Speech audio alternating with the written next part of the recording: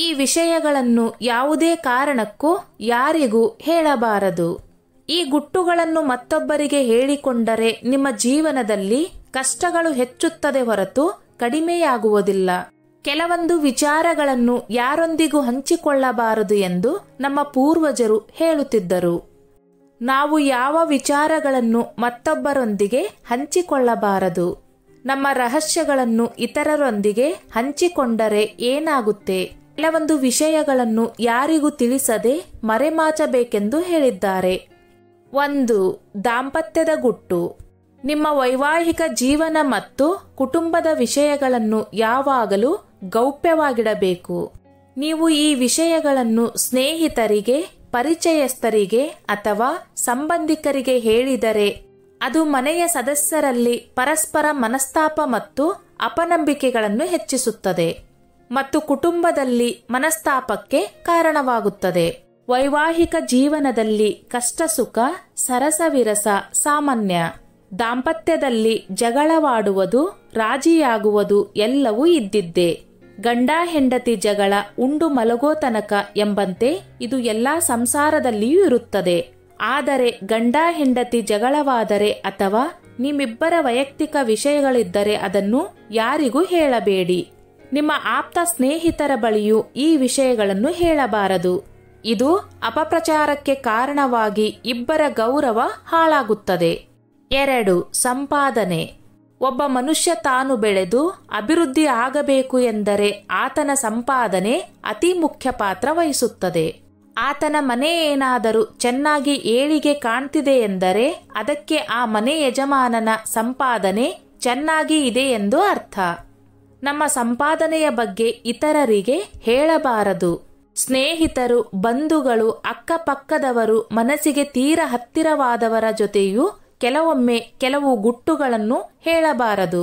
ನಾವು ಮಾಡುವ ಸಂಪಾದನೆ ಎಷ್ಟು ಎಂದು ಅವರ ಕಿವಿಗೆ ಬಿದ್ದರೆ ನಮ್ಮ ಮೇಲೆ ಕೆಟ್ಟ ಪರಿಣಾಮ ಬೀರುತ್ತದೆ. ನಕಾರಾತ್ಮಕ ಶಕ್ತಿ ಹೆಚ್ಚಾಗಿ ನಾವು ಮಾಡುವ ಸಂಪಾದನೆಗೆ ತೊಂದರೆಯಾಗಿ ಆದಾಯ ಕಡಿಮೆಯಾಗಬಹುದು. ನಿಮ್ಮ ಮನೆಯ ಆರ್ಥಿಕ ಪರಿಸ್ಥಿತಿಯನ್ನು ಯಾರೊಂದಿಗೂ ಚರ್ಚಿಸಬೇಡಿ. ಹಣವನ್ನು ರಹಸ್ಯವಾಗಿಡಿ. ನೀವು ಎಷ್ಟು ಸಂಪಾದಿಸುತ್ತೀರಿ ಎಂದು ಜನರು ತಿಳಿದುಕೊಳ್ಳಲು ಬಯಸುತ್ತಾರೆ. ನೀವು ನೇರವಾಗಿ ಹೇಳದಿದ್ದರೆ ಈ ಜನರು ಬೇರೆ ರೀತಿಯಲ್ಲಿ ಕೇಳುವ ಮೂಲಕ ಅದರ ಬಗ್ಗೆ ಮಾಹಿತಿಯನ್ನು ಪಡೆದುಕೊಳ್ಳಲು ಪ್ರಯತ್ನಿಸುತ್ತಾರೆ. ನೀವು ಗಳಿಸಿದ ಅಥವಾ ಕೂಡಿಟ್ಟ ಹಣದ ಕುರಿತು ಯಾರಿಗೂ ಹೇಳಿಕೊಳ್ಳಲು ಹೋಗದಿರಿ. 3. ವಯಸ್ಸು. ವಯಸ್ಸಿನ ಬಗ್ಗೆ ನಾವು ಕೆಲಸ ಮಾಡುವ ಜಾಗದಲ್ಲಿ ರೇಷನ್ ಕಾರ್ಡ್, ಆಧಾರ್ ಕಾರ್ಡ್ ಮಾಡಿಸುವಾಗ, ಬ್ಯಾಂಕ್ಗಳಲ್ಲಿ ಖಂಡಿತವಾಗಿ ಕೇಳಿದಾಗ ಹೇಳಲೇಬೇಕಾಗುತ್ತದೆ. ಇದು ಸಾಮಾನ್ಯ. ಆದರೆ ಪದೇ ಪದೇ ನಿಮ್ಮ ವಯಸ್ಸನ್ನು ಲೆಕ್ಕ ಹಾಕುವುದು ಅಥವಾ ಯಾರಾದರೂ ಕೇಳಿದಾಗ ಪಟ್ಟಂತ ಹೇಳುವುದು, ಪದೇ ಪದೇ ವಯಸ್ಸನ್ನು ಬೇರೆಯವರಿಗೆ ಕೇಳುವುದು ಅಥವಾ ಹೇಳುವುದನ್ನು ಸಹ ಮಾಡಬೇಡಿ. ಅಂದ ಹಾಗೆ ಹೆಣ್ಣು ಮಕ್ಕಳು ಅಷ್ಟು ಸುಲಭವಾಗಿ ವಯಸ್ಸು ಹೇಳುವುದಿಲ್ಲ. ಪುರುಷರು ಸಹ ಇದನ್ನು ಮರೆಯದೆ ಪಾಲಿಸಿದರೆ ಒಳಿತು. 4. ದಾನ ಪುಣ್ಯ. ನಾವು ಯಾರಿಗಾದರೂ ನೀಡಿದ ದಾನವನ್ನು ರಹಸ್ಯವಾಗಿಟ್ಟರೆ ಮಾತ್ರ ನಮಗೆ ಅದರ ಸಂಪೂರ್ಣ ಫಲ ಪ್ರಾಪ್ತವಾಗುತ್ತದೆ.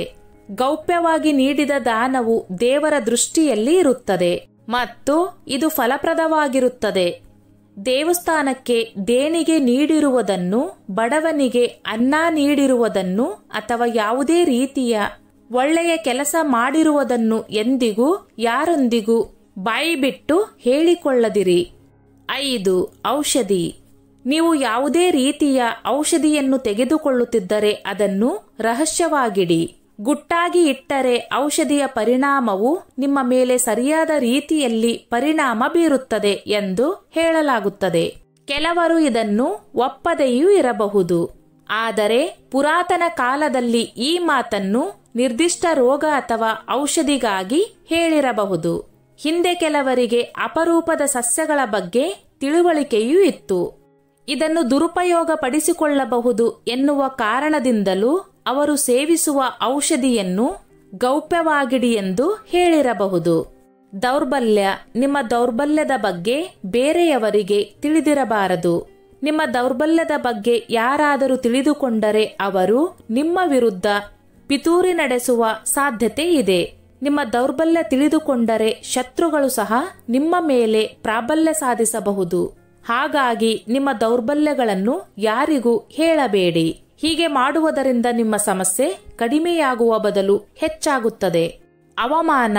ನಿಮಗೆ ಯಾರಾದರೂ ಅವಮಾನಿಸಿದರೆ ಅದನ್ನು ಯಾರಿಗೂ ಹೇಳಬೇಡಿ.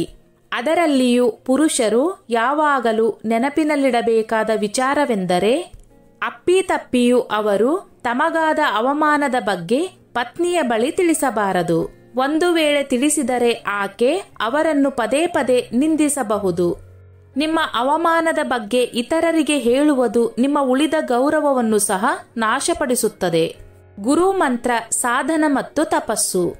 ನೀವು ನಿಮ್ಮ ಗುರುಗಳಿಂದ ದೀಕ್ಷೆ ಪಡೆದಿದ್ದರೆ ಅವರು ನೀಡಿದ ಗುರುಮಂತ್ರವನ್ನು ಗೌಪ್ಯವಾಗಿಡಿ. ಇದರ ಹೊರತಾಗಿ ನೀವು ಯಾವುದೇ ರೀತಿಯ ಧ್ಯಾನ, ತಪಸ್ಸು ಅಥವಾ ಮಂತ್ರಗಳನ್ನು ಅಭ್ಯಾಸ ಮಾಡುತ್ತಿದ್ದರೆ ಅದನ್ನು ಗೌಪ್ಯವಾಗಿ ಇಡಬೇಕು. ಇಲ್ಲದಿದ್ದರೆ ಅದು ಯಶಸ್ವಿಯಾಗುವುದಿಲ್ಲ. ಇವುಗಳನ್ನು ನೀವು ರಹಸ್ಯವಾಗಿಡುವುದರಿಂದ ಕೂಡ ನೀವು ಪ್ರಯೋಜನಗಳನ್ನು ಪಡೆದುಕೊಳ್ಳುತ್ತೀರಿ. ಸ್ನೇಹಿತರೆ, ಈ ನನ್ನ ಮಾಹಿತಿ ನಿಮಗೆ ಇಷ್ಟವಾಗಿದ್ದಲ್ಲಿ ದಯವಿಟ್ಟು ಶೇರ್ ಮಾಡಿ, ಲೈಕ್ ಮಾಡಿ ಮತ್ತು ಸಬ್ಸ್ಕ್ರೈಬ್ ಮಾಡಿ.